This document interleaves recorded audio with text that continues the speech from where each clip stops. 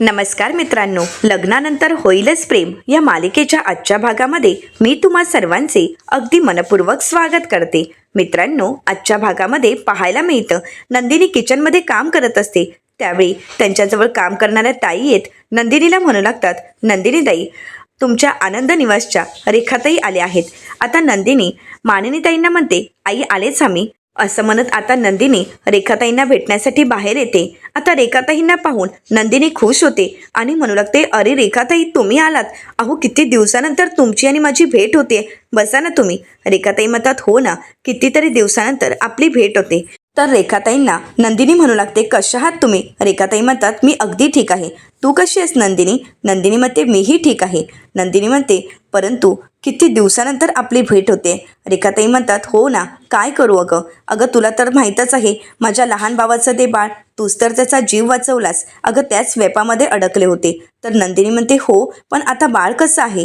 सगळं काही ठीक आहे ना? तर रेखाताई म्हणतात, हो, आता सगळं काही ठीक आहे. बरं, मी खरी आले कारण आनंद निवासची सगळीच कामं खूप पेंडिंग राहिली आहेत आणि महत्त्वाच्या कागदांवर सह्याही घ्यायच्या होत्या. मग म्हटलं याच दिशेने जात आहे, काही कामंही राहिली आहेत, तीही पूर्ण होतील, म्हणजे तुझ्या सह्याही होतील आणि आनंद निवासला ज्याने ज्याने डोनेशन दिलं आहे त्यांना मेलही करायचं आहे की त्यांनी दिलेले पैसे आपण कशा पद्धतीने आणि कुठे वापरले आहेत. नंदिनी म्हणते, बरं, काहीच हरकत नाही, ईमेल मी करते, मला फक्त नावं सांगा. रेखाताई म्हणतात, बरं, मी तुला नावं सांगते, तू त्यांना मेल कर. असं म्हणत रेखाताई आता नंदिनीला नावं सांगतात. रेखाताई पहिलं नाव सांगतात, मकरंद पाटील. दुसरं नाव आहे विजय साळुंके आणि तिसरं नाव आहे सुरेश बेडेकर. आता हे नाव ऐकल्यानंतर नंदिनी शांतच होते. नंदिनी म्हणू लागते, काय म्हणालात? तर रेखाताई म्हणतात, तिसरं नाव आहे सुरेश बेडेकर. आता नंदिनीच्या लक्षात येतं ते म्हणजे जीवा म्हणालेला असतो, उद्या हे प्रेझेंटेशन सुरेश बेडेकर यांना आवडलं म्हणजे माझं काम पूर्ण झालं. आता नंदिनी ते नाव पाहण्यासाठी फाईल हातात घेते आणि म्हणू लागते, सुरेश बेडेकर. तर रेखाताई म्हणतात की हो, यानेच तर कोविडच्या काळात आपल्या आनंद निवासला खूप मोठी देणगी दिली होती आणि आत्ताही त्यांनी खूप मोठं डोनेशन दिलं आहे. तर नंदिनी म्हणते की हो, आलंय माझ्या लक्षात, मी ह्या सगळ्यांना मेल करेनच आणि फोनही करेन. आणि हो, मी कागद सगळे काही वाचून घेते, सर्व डॉक्युमेंट वाचून घेते आणि त्यानंतरच सही करते आणि पाठवून देते. रेखाताई म्हणतात, बरं ठीक आहे, मग मी येते. नंदिनी म्हणते, नाही तुम्हाला चहा पिऊन जावंच लागेल, मी तुमच्यासाठी चहा बनवते. रेखाताई म्हणतात, नाही, किती दिवसानंतर मी कामावर रुजू झाली आहे आणि बरीच कामं पेंडिंग आहेत, ती कामं पूर्ण करायची आहेत आणि त्यासाठी मला जावंच लागेल. नंदिनी म्हणते, नाही, मी तुमच्यासाठी चहा बनवते, मगच तुम्ही जायचं आहे. असं म्हणत आता नंदिनी चहा बनवायला जाणार, परंतु रेखाताई नंदिनीला म्हणतात, नाही नंदिनी, अगं बरीच कामं पेंडिंग आहेत, आता याच दिशेला आली आहे तर जेवढी काही कामं आहेत ती पूर्ण करायची आहेत. नंदिनी म्हणते, बरं, काहीच हरकत नाही. आता रेखाताई तिथून निघून जातात. नंदिनी ती फाईल हातात घेते आणि म्हणू लागते, सापडलेत बेडेकर, तरीच म्हणत होते हे नाव कुठेतरी ऐकलं आहे. आता नंदिनी त्या फाईलमध्ये सुरेश बेडेकर यांचा नंबर असतो, तो नंबर घेते आणि त्यांना फोन करत म्हणते, हॅलो, सुरेश बेडेकर का? मी नंदिनी देशमुख बोलत आहे, माझं तुमच्याकडे एक महत्त्वाचं काम होतं. नाही, असं काही खास नाही आहे, परंतु काही पर्सनल विषयाबद्दल मला तुमच्याशी बोलायचं होतं. असं म्हणत नंदिनी त्यांच्याशी बोलतच बाहेर निघून जाते आणि हे सगळं काही आता इकडे रम्याने ऐकलेलं असतं. रम्या म्हणू लागते, अच्छा, म्हणजे आमचे क्लायंट सुरेश बेडेकर यांना नंदिनी ओळखते. तर नंदिनी, तू आणि तुझ्या बहिणीने माझ्या चेहऱ्यावरचं हसू घालवलं आहे, या सगळ्याला तुम्ही कारणीभूत आहात, परंतु आता नाही. तुम्ही दोघांनीही मला जो काही त्रास दिला आहे तो वेजासहित मी तुम्हाला परत करणार आहे. जेव्हा जेव्हा मला संधी मिळणार आहे त्या त्या संधीला मी तुम्हाला त्रासच देणार आहे आणि यावेळीचा त्रास असेल विथ लव जीवा. असं म्हणत नंदिनी आणि जीवाला त्रास देण्यासाठी रम्याने आता पाऊल उचलायचं ठरवलेलं असतं. तर दुसरीकडे पाहायला मिळतं काव्या पार्थसाठी आणि तिच्यासाठी कॉफी घेऊन त्यांच्या रूममध्ये जाते आणि पार्थला म्हणू लागते, कॉफी आणली देशमुख. तर पार्थ काव्याला म्हणतो, थँक्यू, आज मी खरंच खूप आनंदात आहे आणि माझ्यासाठी खूप अभिमानाचा दिवस आहे, कारण आज माझा लहान भाऊ त्याच्या आयुष्यातील सगळ्यात पहिलं प्रेझेंटेशन देणार आहे आणि मी खरंच खूप आनंदात आहे. आणि आज तर मी खूप एक्सायटेड आहे असंच वाटत असेल ना तुम्हाला, परंतु माझं तर हे नेहमीचंच आहे. आता पार्थ काव्याशी बोलत असतो, परंतु काव्याचा काही पार्थच्या बोलण्याकडे लक्ष नसतो. आता पार्थ त्यांच्या जुन्या आठवणी काव्याला सांगत म्हणतो, आम्ही ज्यावेळी पवार चाळीत राहायचो आणि चाळीत ज्यावेळी विविध स्पर्धा आयोजित केल्या जायच्या आणि त्या स्पर्धेंमध्ये ज्यावेळी जीवा भाग घ्यायचा त्यावेळी तर मी एक्सायटेड असायचो आणि त्यामध्येही जीवाने जिंकायचं हे मला नेहमीच वाटायचं. 10वीच्या रिझल्टच्याही वेळी माझं तसंच होतं. मी खूप एक्सायटेड होतो. कसं आहे ना, ज्यावेळी माझा लहान भाऊ काहीतरी करत असतो त्याची ती धडपड पाहून मी त्याच्यासाठी खरंच खूप एक्सायटेड असतो की त्याने काहीतरी मिळवावं. हीच इच्छा असते माझी. तो जिंकला किंवा त्याने काही मिळवलं की मी स्वतःला सुपर प्राऊड फील करतो असं म्हणत आता तो सगळ्या काही गोष्टी काव्याशी शेअर करत असतो. काव्य मात्र शांतच असते. पार्थ म्हणू लागतो, आजही असंच काहीतरी घडणार आहे. परंतु आता काव्याचा काही पार्थच्या बोलण्याकडे लक्ष नसतो हे पार्थच्या लक्षात येतं आणि पार्थ काव्याच्या बाजूला बसतो आणि म्हणू लागतो, काव्या काय झालंय? तुम्ही कुठल्या गोष्टीचा विचार करताय? तुम्हाला नक्की कोणत्या गोष्टीचं टेन्शन आलंय? काव्या, अहो मगापासून मी एकटाच बडबडतोय, तुम्ही मात्र काहीच बोलत नाहीये. काव्या काय झालंय? काव्या म्हणते काहीच नाही. पार्थ म्हणतो, नाही तुम्ही चिंतेत दिसताय, नक्कीच काहीतरी घडलं आहे. बोला ना काव्या, काय झालंय? तर काव्या पार्थला म्हणू लागते, देशमुख, आज तुमच्या चेहऱ्यावरचा आनंद पाहून लक्षात येते की आज तुम्ही किती आनंदी आहात. परंतु माझ्यामुळे तुमच्या चेहऱ्यावरचा हा आनंद जाणार तर नाही ना, याची राहून राहून मला भीती वाटत आहे. आता हे ऐकून पार्थला मात्र काहीच कळत नाही. पार्थ काव्याला म्हणतो, म्हणजे काव्या तुम्हाला नक्की काय म्हणायचं आहे आणि उद्या नक्की काय होणार आहे? आता मात्र पार्थला काहीच कळत नसतं. परंतु काव्याच्या या बोलण्यामुळे पार्थही विचार करू लागतो. तर दुसरीकडे रम्या वसू आत्यांना म्हणू लागते, आई उद्या तर मंथ एंड आहे आणि उद्या जीवाला ऑफिस जॉईन करून 1 महिना होणार आहे. वसू आत्या म्हणतात, हो ना अगं, 1 महिना कसा काढला त्याने काहीच कळत नाहीये. आज तर त्याचं महत्त्वाचं प्रेझेंटेशन आहे ना? तर रम्या म्हणते की हो, आज त्याचं प्रेझेंटेशन आहे आणि आजचा प्रोजेक्ट त्यालाच मिळणार आहे. वसू आत्या म्हणतात, रम्या काय म्हणतेस तू हे? तर रम्या म्हणते की हो, आजचा दिवस त्याचा आनंदाचा असेल कारण आज त्याला प्रोजेक्ट मिळणार आहे. परंतु आई घाबरू नकोस, उद्या आपल्या घरी खूप मोठं वादळ येणार आहे आणि हे वादळ नंदिनीच्या दिशेने असेल. वसू आत्या म्हणतात, म्हणजे तुला नक्की काय म्हणायचंय? तू नक्की काय केलंयस रम्या? रम्या म्हणते, आई अगं तुला सस्पेंड आवडत नाही का? वसू आत्या म्हणतात, नाही मला सस्पेंड आवडत नाही. जे काही आहे ना ते तू मला आत्ताच सांग. कारण रम्या तू नक्की काय केलंयस हे मलाही कळायला हवं. आणि तसंही आपल्या आयुष्यात काही कमी सस्पेंड आहेत का ग रम्या? अगं आपल्यासमोर तर एक मोठा सस्पेंड आहे की नक्की त्या काव्याचा भूतकाळ काय आहे, तिच्या पास्टमध्ये नक्की काय घडलं होतं, तिचा बॉयफ्रेंड कोण आहे, तिचं रिलेशन कोणासोबत होतं हे तर अजूनपर्यंत आपल्या हातीही लागलं नाही आहे आणि ते लवकरात लवकर आपल्या हाती लागायला हवं. 1 मिनिट रम्या, असं म्हणत वसू आत्या पुढे म्हणू लागतात, रम्या आज तर तू त्या हॅकरला फोन करणार होतीस ना? रम्या म्हणते, आई अगं मी कुठे कुठे बघू सांग ना. अगं तू आणि ती काव्या घरीच असताना मी ऑफिसला जाते, मग तू जर घरी असतेस आणि ती काव्याही जर घरी असते, मग त्या काव्याकडून तू हळूहळू वदवून घे ना की तिच्या भूतकाळात नक्की काय घडलं होतं, तिचा बॉयफ्रेंड नक्की कोण होता, हे सगळं काही तू शोधूच शकतेस. वसू आत्या म्हणतात, हो तुला एवढं सगळं काही सोपं वाटतं का? म्हणजे मी आता काव्याकडे जायचं आणि काव्याला विचारायचं, बाई ग तुझा पास्ट नक्की काय होता? तुला कळतंय का रम्या तू काय बोलतेस? रम्या म्हणते, आई अगं तुला कळतंय का? अगं मी तुला म्हणालेच नाहीये की काव्याला जाऊन विचार.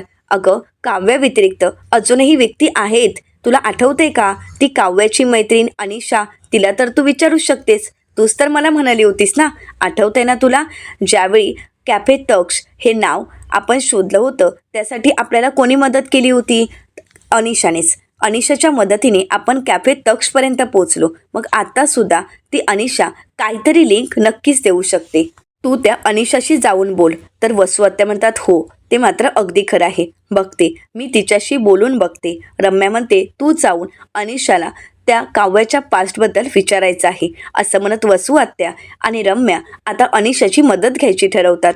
तर दुसरीकडे पाहायला मिळतं, पार्थ काव्याला विचारतो, काव्या नक्की काय झालंय, तुम्हाला नक्की काय बोलायचं आहे आणि तुम्ही कशाबद्दल बोलत आहात?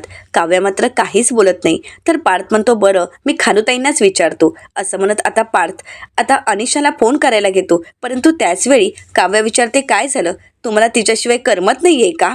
असं म्हणत आता काव्याने पार्थला अनिशाला फोन करण्यासाठी थांबवलेलं असतं. पार्थ म्हणू लागतो, नाही असं काही नाही आहे, परंतु तुम्ही जर काही सांगत नसाल तर मला तिला विचारावंच लागेल आणि म्हणूनच तर मला फोन करावं लागेल. परंतु तुम्ही का जलस फील होताय? काव्या म्हणते, मी का जलस फील होऊ? मला असं काही वाटत नाही. पार्थ म्हणतो, खरंच? काव्या, एक गोष्ट तुम्हाला तर माहीतच असेल, एखादा माणूस केव्हा जलस फील करतो? तर आता काव्या विचारते केव्हा? तर पार्थ काव्याला म्हणतो, काव्या तुम्ही ना लबाड आहात, कारण तुम्हाला ह्या प्रश्नाचं उत्तर माहीत आहे, परंतु तुम्हाला माझ्याच तोंडून ऐकायचं आहे. पण एक गोष्ट विसरलात काव्या तुम्ही, मी सुद्धा देशमुखांचा बोका आहे. मग जलस फील केव्हा होतं, का होतं हे मला तुमच्याच तोंडून ऐकायचं आहे. आता हे ऐकल्यानंतर काव्या म्हणू लागते, देशमुख तुम्ही जरा शांत व्हाल का? तर आता पार्थ म्हणू लागतो, मी तुम्हाला तेच विचारत आहे की नक्की काय झालं आहे, त्यामुळे तुम्ही एवढ्या टेन्शनमध्ये दिसत आहात आणि शांतही आहात. काव्या बोला ना. तर काव्या आता पार्थला म्हणू लागते, उद्या माझ्या प्रिलिम्सचा रिझल्ट आहे. आता पार्थ हसू लागतो. तर काव्या पार्थला विचारते, उद्या माझ्या प्रिलिम्स नीट असतील ना? म्हणजे माझा रिझल्ट तर नीट असेल ना? मी प्रिलिम्स पूर्ण करू शकले असेल ना? आता पार्थ हसतच म्हणतो, काव्या अहो तुम्ही हे काय बोलताय? तुम्ही एवढा छान अभ्यास केलाय आणि परीक्षा झाल्या म्हणजे रिझल्ट तर लागणारच ना? काव्या म्हणते, हो ते मलाही माहीत आहे, परंतु प्रिलिम्स पूर्ण होतील ना याचं मला टेन्शन आलं आहे. पार्थ काव्यावर हसत असतो. तर काव्या म्हणू लागते, काय झालंय देशमुख? अहो मी एवढी टेन्शनमध्ये आहे आणि तुम्ही मात्र हसताय. पार्थ म्हणतो की हो मी हसतोय कारण मला खात्री आहे की तुम्ही प्रिलिम्स अगदी नीट केल्या असतील आणि उद्याचा रिझल्ट खूप छानच असेल. काव्या म्हणते, तुमचा माझ्यावर एवढा विश्वास? पार्थ म्हणतो की हो, स्वतःपेक्षाही जास्त. तुम्हाला माहीत नसेल परंतु मी तुमच्या नोट्स पाहिल्या आहेत. तुम्ही बुक्समध्ये जे बारीक बारीक लिहून ठेवलं आहे ते तर काही मला कळालं नाही, परंतु यावरून मात्र मला एवढं कळालं आहे की तुम्ही तुमचा अभ्यास अगदी मनापासून केला आहे आणि यामध्ये तुम्हाला यशही मिळणार आहे. काव्या, या सगळ्यातून मला एक कळालं आहे की तुम्ही किती डेडिकेटेड आहात. स्वतःवर डाऊट घेऊ नका, कारण उद्याचा रिझल्ट कमालच असणार आहे यावर माझा ठाम विश्वास आहे. त्यामुळे टेन्शन घ्यायची काहीच गरज नाही, असं म्हणत पार्थ आता काव्याला समजावत असतो. तर पार्थचं ते बोलणं ऐकून काव्या पार्थला म्हणते, थँक्स. तर पार्थ काव्याला विचारतो, कशासाठी? काव्या म्हणते, जेव्हा जेव्हा मला लो फील होत असतं, जेव्हा जेव्हा मला खूप टेन्शन असतं, ते मला खरंच खूप छान पद्धतीने तुम्ही समजावता आणि मग हळूहळू माझं टेन्शनही दूर होतं. परंतु देशमुख, आज तुम्ही माझं खूप मोठं टेन्शन दूर केलं आहे. सांगा मी तुमच्यासाठी काय करू? असं म्हणत आता काव्या पार्थला विचारू लागते. तर पार्थ काव्याला म्हणतो, तुम्ही नेहमी हसत राहा आणि सर्वात महत्त्वाचं म्हणजे नेहमी फिसकटत राहा. आता काव्या हसू लागते. तर त्यानंतर आता पार्थ काव्याला म्हणतो, माझा कोट देता का? आता काव्या पार्थला म्हणते, हो आलेच. असं म्हणत आता काव्या पार्थचा कोट घेऊन येते. पार्थ म्हणतो, द्या. तर काव्या म्हणते, नाही मागे वळा. असं म्हणत ती स्वतःच्या हाताने पार्थला त्याच्या ऑफिसचा कोड घालते आणि स्वतः बटन लावत असते. आता पार्थ काव्याकडे अगदी प्रेमाने पाहू लागतो आणि काव्याही हे सगळं काही अगदी प्रेमाने करत असते. तर दुसरीकडे पाहायला मिळतं की जीवा आता ऑफिसला जाण्याअगोदर गणपती बाप्पासमोर हात जोडतो आणि म्हणू लागतो, बाप्पा मी कधीच तुझ्याकडे काही मागत नाही, परंतु आज एवढंच मागतोय की मी जे काही करत आहे त्यात मला यश मिळू देत. आज फक्त एवढंच कर, माझ्यातील भीतीला जिंकू देऊ नकोस. तर त्याचवेळी तिथे मानिनीताई येतात आणि म्हणू लागतात, नाही नाही असं काहीही होणार नाही, तुझ्यातील भीती जिंकणार नाही, कारण आज माझा जीवा जे काही करतोय ना ते अगदी प्रामाणिकपणे आणि अगदी मनापासून करतोय. म्हणजे आतापर्यंत मनावर दगड ठेवून काम करणारा जीवा आज अगदी मनापासून काम करतोय आणि त्याच कामाने झपाटलेला जीवा मी पाहते आणि म्हणून माझी खात्री आहे की आज तुझी भीती नाही तर तुझा कामावरील विश्वास आणि तू केलेलं काम त्यामधील तुझी मेहनत जिंकणार आहे. आणि जीवा एक गोष्ट लक्षात ठेव, तुझ्यातील हा बदलच तुला जिंकवणार आहे. तर नंदिनी म्हणू लागते, मी जे काही बोलणार होते ना जीवा ते आईच बोलले आहेत आणि आई तुम्ही जे काही बोललाय ना ते अगदी बरोबर आहे. असं म्हणत नंदिनी आता मानिनीताईंचंही कौतुक करू लागते. तर जीवा पुढे म्हणू लागतो, जगातील सगळ्या आयांना असंच वाटत असतं की त्यांचं मूल जिंकणारच. तर नंदिनी जीवाला म्हणते, फक्त आईंनाच नाही तर त्यांच्या बायकोंनाही असंच वाटत असतं की त्यांचा नवराच मैदान मारून येईल. असं म्हणत आता दोघंही जीवाचा कॉन्फिडन्स वाढवण्याचा प्रयत्न करत असतात. तर मानिनीताई म्हणू लागतात, माझ्या या जीवाने माझ्या नंदिनीच्या चेहऱ्यावरचा आनंदच परत आणला नाहीये तर तिचा आनंद निवासही परत आणला आहे. मग आजचं हे प्रेझेंटेशन किस खेत की मुली? असं म्हणत त्या नंदिनीकडे पाहत म्हणतात, काय ग मुली? आता नंदिनी तर हसू लागते, परंतु जीवा मानिनीताईंना म्हणू लागतो, वाईट होता हा.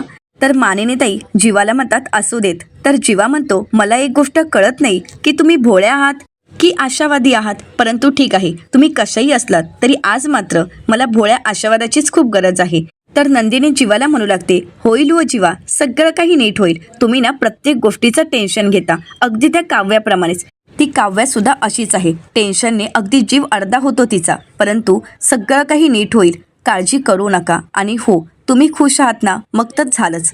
तर त्यानंतर नंदिनी जीवाला म्हणते जीवा हे घ्या, दही साखर घ्या. असं म्हणत आता नंदिनी जीवाच्या हातावर त्याला यशस्वी होण्यासाठी दही साखर देते.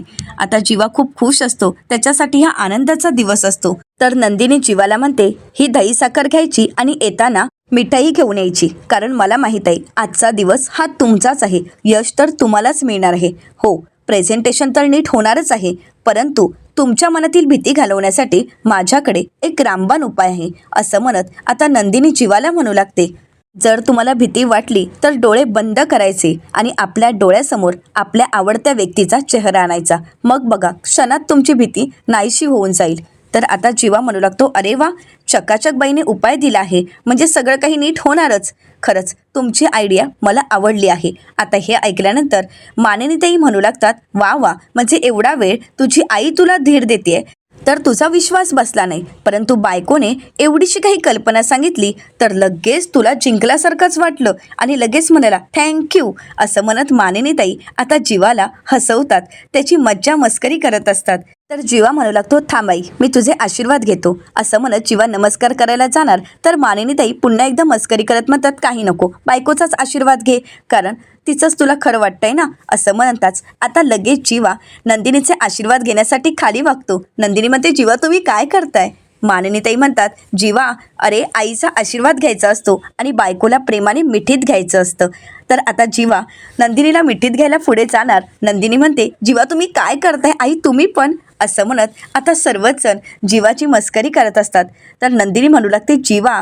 तर त्यानंतर मानिनीताईंचा आशीर्वाद घेत जीवा म्हणू लागतो चला मला निघायला हवं, दादा पार्किंगमध्ये वाट पाहत असेल.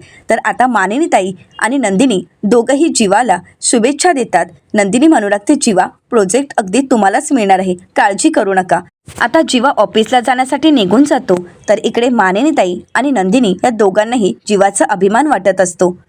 तर दुसरीकडे पाहायला मिळतं ऑफिसमध्ये आता विक्रम आपल्या क्लायंटला म्हणजेच सुरेश बेडेकर यांना घेऊन येतात आणि म्हणू लागतात या सुरेश बेडेकर, हा आमचा कॉन्फरन्स रूम आहे आणि आज मी तुम्हाला या सगळ्यांची ओळख करून देतो. असं म्हणत विक्रम म्हणू लागतात हा माझा मोठा मुलगा, माझा थोरला मुलगा पार्थ देशमुख. तसं बघायला गेलं तर हा माझा उजवा हात आहे. तर त्यानंतर विक्रम रम्याची ओळख करून देतात आणि त्यानंतर जीवाची ओळख करून देण्याअगोदर ते म्हणू लागतात हा माझा धाकटा मुलगा, टॅलेंटेड, हुशार आणि यंग, जीवा देशमुख. आता हे नाव ऐकल्यानंतर सुरेश बेडेकर म्हणू लागतात अच्छा तू जीवा आहेस तर. आता मात्र जीवा शांतच होतो. जीवा मनाशीच विचार करत म्हणतो हे मला कसे ओळखतात. आता मात्र रम्या मनातून खुश होते.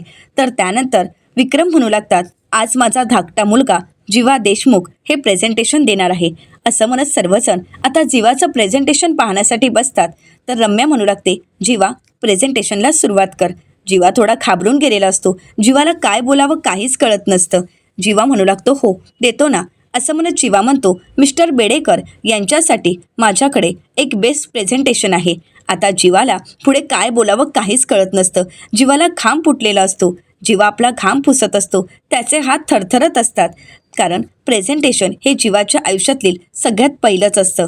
त्यामुळे जीवा आता डोळे बंद करतो. परंतु नंदिनीने सांगितल्याप्रमाणे त्याच्या आवडत्या व्यक्तीचा चेहरा त्याच्यासमोर न येता आतापर्यंत घडलेले सर्व प्रसंग जीवाच्या समोर येऊ लागतात.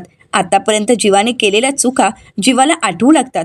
नंदिनी जीवाला म्हणालेली असते जीवा तुमचा प्रोजेक्ट पूर्ण करण्यासाठी तुम्ही ज्या कागदावर सही केली ते माझं आनंद निवास होतं, ज्या कागदाचा तुकड्यावर सही केलं तो माझा काळजाचा तुकडा होता. हे सर्व क्षण आठवल्यानंतर जीवाचा जीव कासावीस होतो. तर जीवाला पुढचं बोलणं आठवतं ते म्हणजे पार्थचं. पार्थ जीवाला म्हणालेला असतो की आपल्या जवळची गोष्ट विकून आपल्याला कधीच आनंद मिळत नसतो. हे सर्व क्षण जीवाच्या डोळ्यासमोर येतात. जीवा पूर्णपणे बिथरून गेलेला असतो. जीवा पुन्हा एकदा डोळे बंद करतो तर त्यावेळी आपल्या वडिलांचं बोलणं त्याला आठवतं. ते म्हणालेले असतात की उद्यापासून हे सगळं काही सोडायचं आणि ऑफिसमध्ये येऊन बसायचं.